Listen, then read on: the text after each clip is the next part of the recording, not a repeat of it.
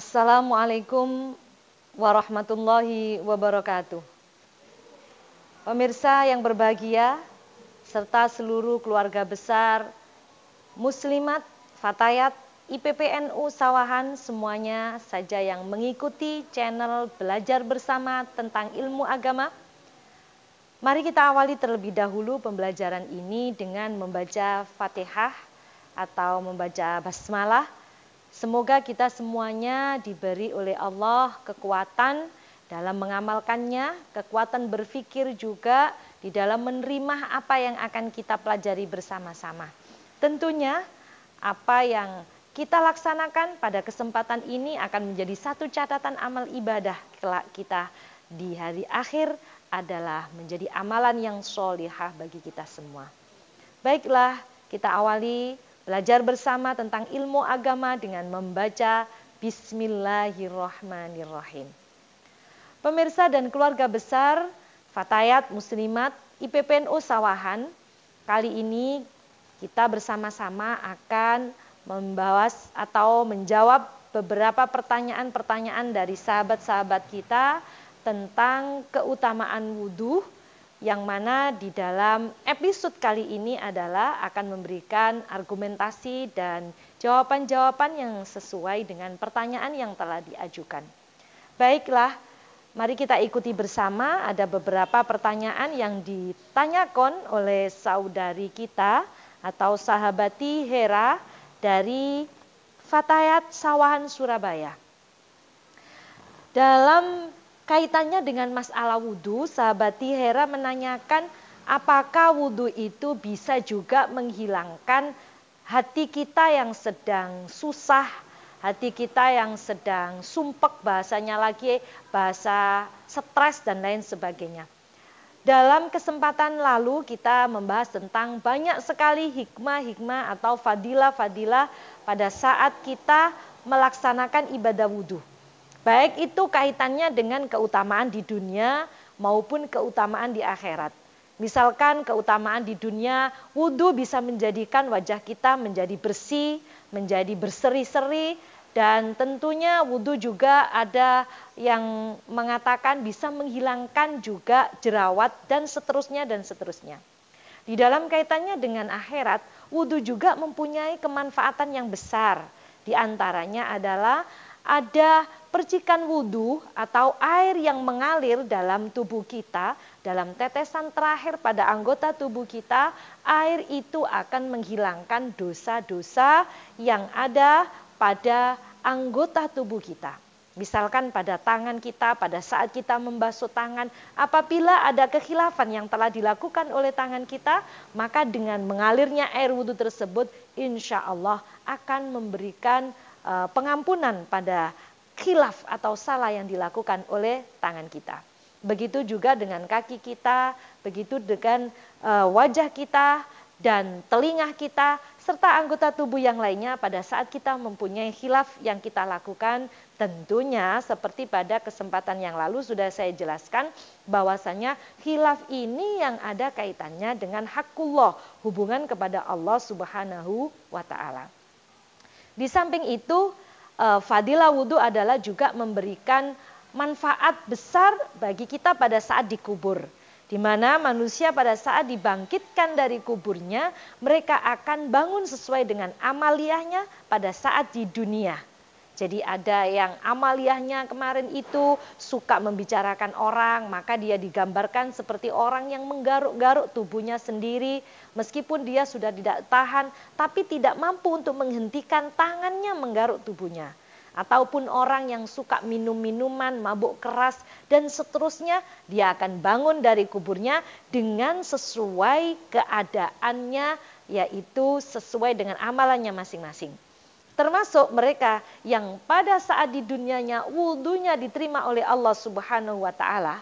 Tentunya wudhu yang sesuai dengan rukun dan syaratnya wudhu, maka dia pun akan bangun dari kuburnya dalam keadaan ghurron muhajjalina, orang yang bersinar wajahnya dan seluruh anggota tubuhnya. Inilah gambaran dari orang yang wudhunya diterima oleh Allah Subhanahu wa Ta'ala. Jadi akan saya review sebentar bahwasannya pada pembelajaran yang telah lewat, wudhu bisa mempunyai efek positif pada kita saat di dunia, pada kita saat dikubur, dan tentunya juga pada saat kita di akhirat. Baiklah, menyikapi dari pertanyaan yang sudah disampaikan oleh sahabati Hera, bahwasannya apakah wudhu itu juga bisa menjadi obat sumpek, sedih, atau stres, artinya bisa menghilangkan sumpek dan stres. Sahabati, pemirsa, dan seluruh keluarga besar Muslimat, Fatayat, dan IPPNU Surabaya. Dalam penelitian yang telah dilakukan oleh Profesor Lepot Werner FA, dia adalah seorang ahli neurolog dan sekaligus dia adalah psikiater dari Australia. Dia menemukan keajaiban yang luar biasa tentang efek wudhu bagi manusia. Karena keajaiban itulah sehingga dia masuk Islam. Apa yang dia temukan? Bahwasannya setiap air yang mengenai syaraf pada jari tangan, jari kaki juga bisa meningkatkan pada relaksasi pada otak. Meningkatkan relaksasi pada sel-sel otak. Jadi pada saat kita wudhu tentu saja adalah mengalirkan air pada tangan, pada kaki, juga membasuh kepala, telinga, dan ini semuanya adalah saraf-saraf yang terkena air ini akhirnya akan menjadi meningkat relaksasi sel-sel tersebut pada otak. Sehingga otak yang akhirnya yang tadi menggumpal dengan mengenai aliran air dari wudhu tersebut akan menjadi mencair, menjadi segar, sehingga susah-susah, sedih-sedih yang telah dirasakan oleh orang yang wudhu tersebut dengan peningkatan relaksasi pada sel-sel otak tersebut menimbulkan adanya kecerahan kembali sehingga sedih-sedih tersebut akan menjadi bahagia. Belum lagi kalau wajah kita dialirkan air atau dibasuh dengan air wudhu, maka akan menjadikan dia memberikan sensasi segar. Kita bayangkan saja, sahabat-sahabati, pemirsa, dan keluarga besar Muslimat dan Fatayat. Pada saat kita letih, pada saat kita dalam keadaan panas, capek, dan lain sebagainya. Coba kita rasakan, kita mengguyur air. Di situ kita akan menemukan relaksasi kesegaran yang ada. Itu hanya sekedar mengguyur. Apalagi kalau mengguyurnya ini kita awali dengan doa, kita niatkan untuk berwudu, maka mempunyai dua nilai. Satu, nilai ibadah. Yang kedua, relaksasi ini akan menjadikan satu pengobatan atau kesegaran pada orang yang melakukan ibadah wudu tersebut. Jadi intinya adalah bahwasannya wudhu yang dilakukan sesuai dengan penelitian yang dilakukan oleh Profesor Lepot Werner FA, seorang neurolog dan sekaligus psikiater dari Australia, ini memberikan gambaran wudhu memang mempunyai manfaat untuk menghilangkan sedih, stres dengan meningkatnya sel-sel otak pada tubuh kita dan menjadikan relaksasi pada sel-sel otak, juga memberikan sensasi segar pada orang yang melakukan wudhu tersebut. Dengan wudhu selanjutnya tidak cukup dengan wudhu, teruskan untuk menghilangkan sedih, susah ini adalah dengan dilanjutkan dengan dzikir sebagaimana tuntunan di dalam Al-Quran. Bagaimana dzikir itu juga bisa memberikan ketenangan pada hati. Dalam firman Allah disebutkan, ala bidzikrillahi tatma'innul qulub. Ingatlah, dengan berzikir hati manusia itu akan menjadi tenang. Apa sih yang menyebabkan manusia itu sedih dan susah? Karena pikiran mereka yang selalu bergejolak dengan dibayangi pikiran-pikiran yang tidak-tidak. Misalkan mengingatkan masa lalu yang tidak mengenakkan, selalu mengiang-iangkan telinga kita dengan bahasa orang yang menyakitkan. Maka dalam bahasanya Imam Ghazali, janganlah kamu mengingat-mengingat sesuatu yang lampau yang membuat kamu semakin terpuruk. Karena itu supaya pikiran kita tidak berangan-angan pada yang lalu-lalu, ingat dikatain orang jelek, ingat di mukanya bahasanya sudah tidak mengenakkan, wajahnya cemberut, terus kita memikir terus, aduh salahku apa sih? Kenapa sih si itu kok begitu sikapnya pada aku, ngomongnya jelek sama aku, sakit di hati. Sebenarnya itu justru akan menyakiti pada diri kita sendiri. Keluarlah dari pikiran buruk, lupakan dari omongan yang tidak menyenangkan, dari sikap dan ekspresi orang lain kepada kita yang justru menyakitkan kepada kita. Masukkanlah dengan dzikir sehingga fokus pikiran kita tidak melihat ke belakang atau sesuatu yang sudah lewat yang menyakitkan, dan kita mendekatkan diri kepada Allah dengan banyak berzikir dan mengingat kepada Allah, sehingga kita akan merasakan bagaimana kedekatan kita kepada Allah. Dengan kedekatan kita kepada Allah, hati kita merasa nyambung, nyaman, dan kita merasa segala enak dan tidak enak kalau sudah dipasrahkan kepada Yang Maha Kuasa. Insya Allah akan ada jalan yang lebih menyenangkan dibandingkan kita mengharapkan kepada manusia, karena manusia pun adalah banyak kelemahan dan manusia adalah memang diciptakan khuliqal insanu do'ifa. Bagaimana sahabati, keluarga besar muslimat dan fatayat, siapa yang susah, siapa yang sedih, itu bukan hal yang aneh. Karena manusia selagi masih ada di dunia, pasti dia diliputi perasaan senang dan bahagia. Tapi pandai-pandainya orang adalah mereka yang tidak terlalu membawa kesedihannya dalam berlarut-larut dalam kehidupannya. Merekalah orang yang pandai untuk melupakan dan pandai mengalihkan kesedihannya dengan aktivitas yang lainnya, dengan banyak beraktivitas yang bermanfaat. Sahabati, keluarga besar, muslimat fatayat IPPNU, dan seluruh pemirsa yang berbahagia, setelah kita berwudu, sahabat Hera, yang kedua kita berzikir kepada Allah Subhanahu wa Ta'ala, yang ketiga adalah kita berupaya mengeluarkan pikiran-pikiran jelek kita, kesel hati kita, supaya kita tidak terlalu terkungkung dalam hal-hal yang tidak mengenakan. Yang keempat adalah kita harus pandai untuk menenangkan hati kita sendiri. Karena tidak ada yang mampu menenangkan hati kita kecuali satu, kita mendekatkan diri kepada Allah. Yang kedua adalah kita sendiri yang mampu menenangkan hati kita. Jadi yang hanya bisa berbicara dengan hati kita adalah kita. Ajak bicara hati kita dan katakan itu adalah hal biasa dalam kehidupan kita. Misalkan sedih tidak punya uang. Ini adalah kesedihan yang relatif. Jangankan sahabat, saya saja kalau nggak punya uang, pling. Karena ini adalah kesedihan yang wajar dilakukan atau dirasakan oleh orang lain.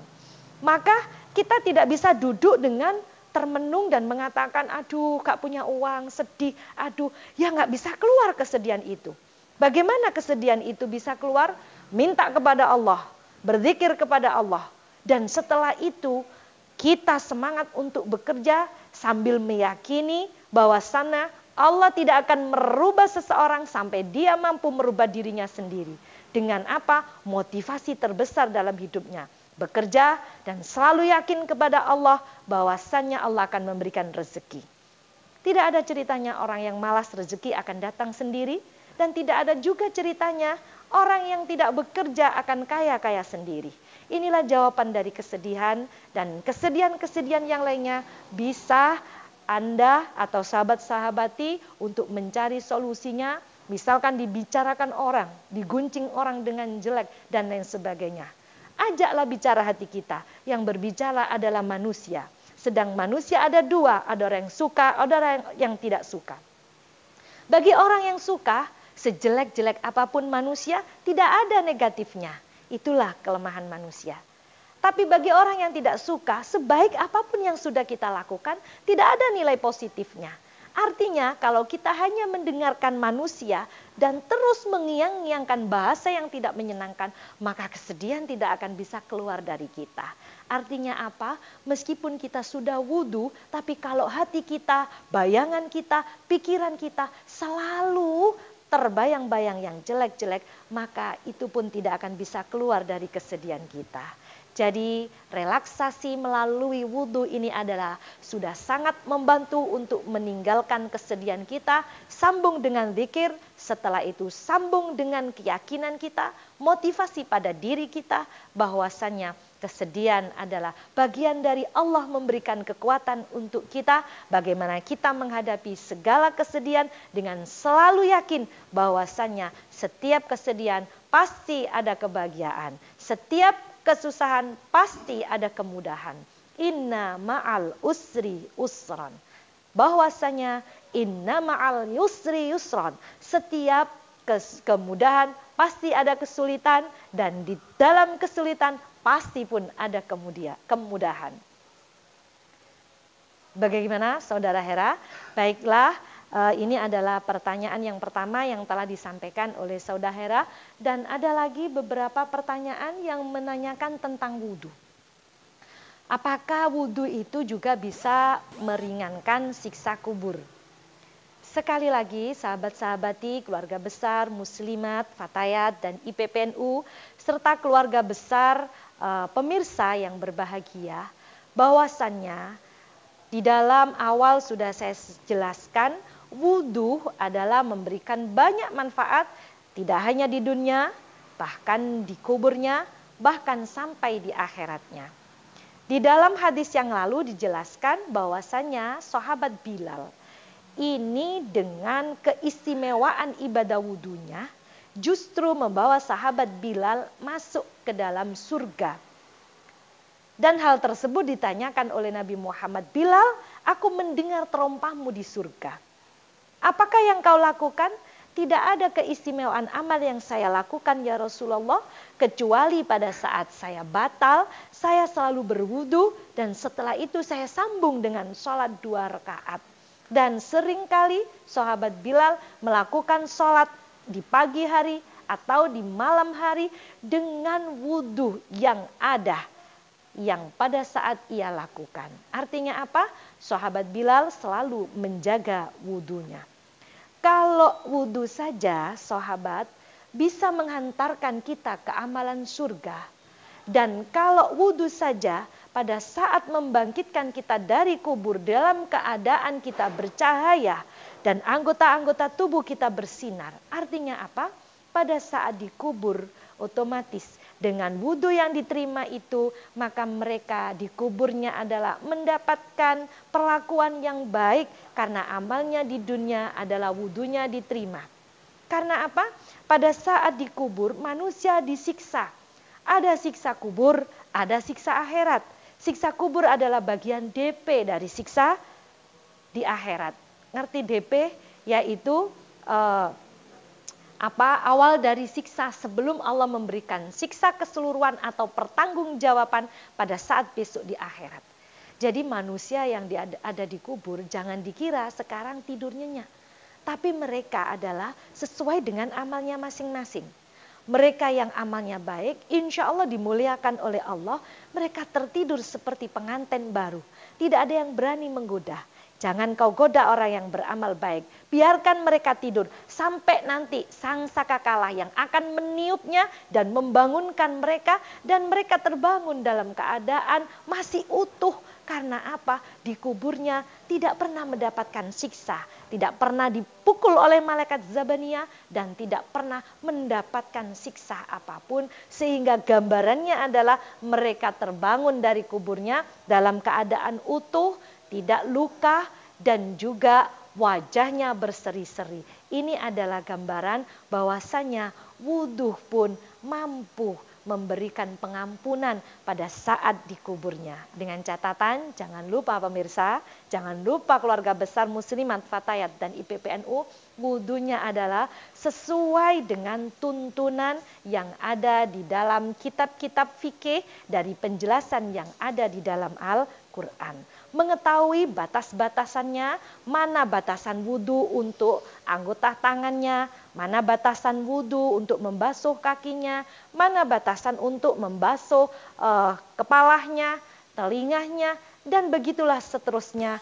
Artinya wudhu ini benar-benar bisa memberikan manfaat kalau wudhunya adalah sempurna sesuai dengan tata cara wudhu. Tapi saya nggak tahu kalau wudhunya hanya sekedar selulup seperti welut. Ngerti welut nggak ya? Selulup. Angger kena banyu katanya orang Jawa. Yang penting kena basuh air. Nggak tahu bagian anggota yang wajib dibasuh kena apa tidak, sudah tidak menjadi pikirannya, tidak menjadi hal yang diperhatikan. Yang penting pokoknya wudhu. Membasuh muka, membasuh tangan, membasuh kaki, membasuh kepala atau membasuh telinga. Dia tidak melihat batas-batasannya wudhu yang harus terbasuh. Nah, ini besok jangan protes ya kepada malaikatnya. Saya dulu pernah ngaji loh, memperdalam ilmu agama sama Neng Hamidah. Tapi kok saya masih tetap disiksa. Saya bangun dari kubur kok tidak ghurran muhajjalina. Padahal saya wudhu. Jangan kepedean. Nanti malu nanti kalau dijelaskan sama malaikat. Coba lihat wudhu kamu. Apa seperti ini kamu kepingin untuk mendapatkan fadilah wudhu? Sedangkan kamu wudhu aja separuh mukamu ada yang tidak terbasuh. Lihat itu bekasnya kotoran matamu. Juga tidak hilang karena kamu tidak membersihkannya. Apa kamu minta fadilah wudhu sementara siku kamu belum terbasuh. Dan kaki kamu, mata kakinya juga tidak terbasuh. Karena itu untuk menggapai fadilah wudhu ini, sebelum kita memperoleh fadilahnya, maka terlebih dahulu kita harus teliti, berhati-hati di dalam wudhu, sehingga fadilah wudhu ini akan benar-benar kita dapatkan sesuai dengan hadis-hadis Nabi Muhammad Sallallahu Alaihi Wasallam. Bagaimana sahabati?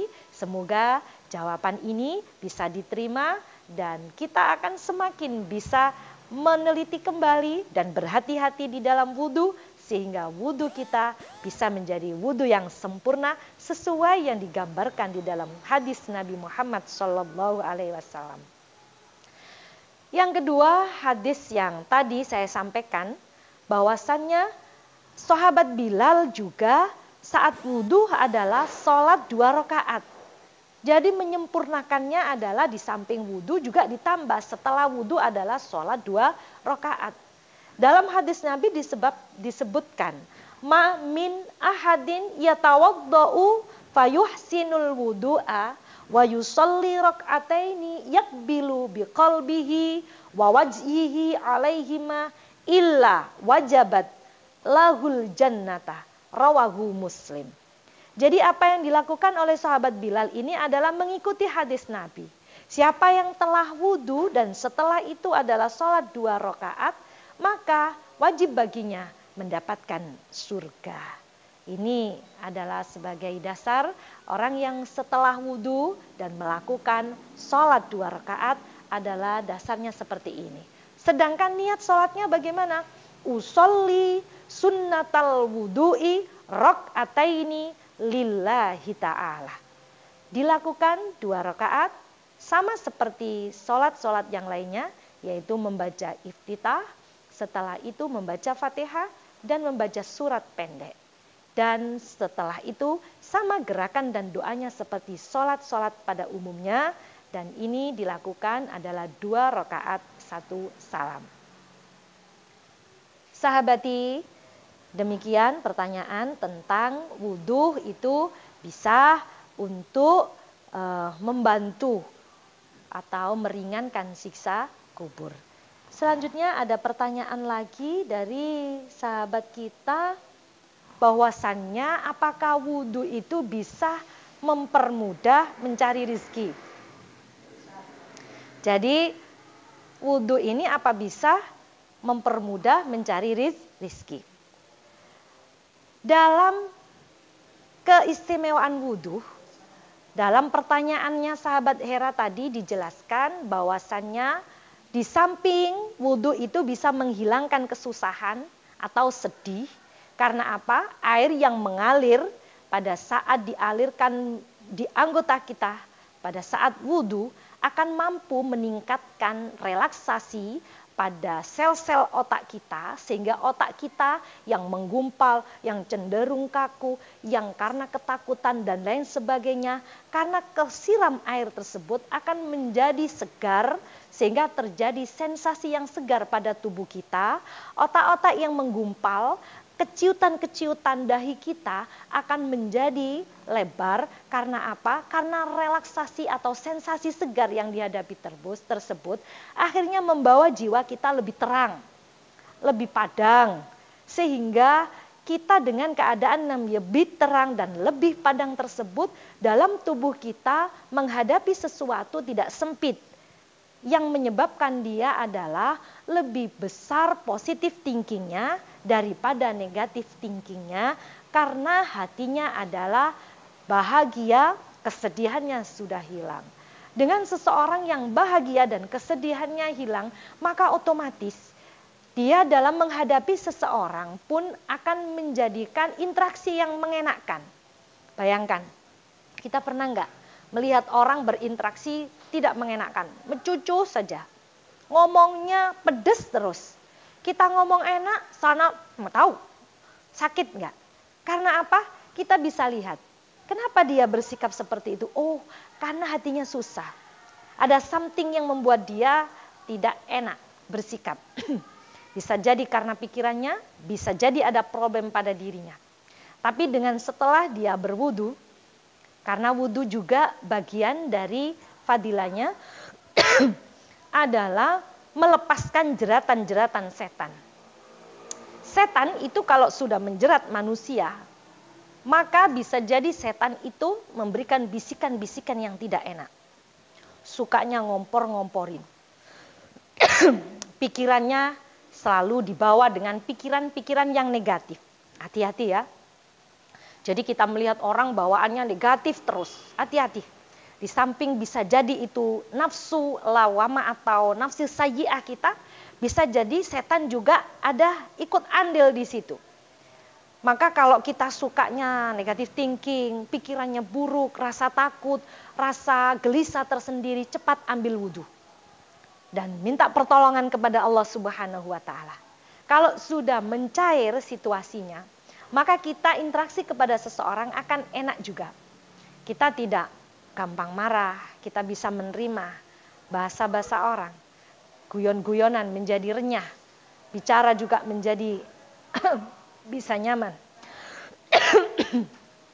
Di samping itu, dengan interaksi kita yang nyaman dengan orang, nyambung dengan orang, maka kita pun akan mendapatkan perlakuan yang baik juga dengan orang. Dari sinilah maka seseorang yang akan tambah keluarganya, tambah temannya, tambah saudaranya, otomatis akan mendapatkan tambah juga rezekinya. Karena kita akan mudah mempunyai jaringan yang luas. Kita pun akan mudah untuk mencari rezeki. Karena kita mempunyai rekan yang banyak. Sahabati keluarga besar, Fatayat Muslimat, dan IPPNU Sawahan.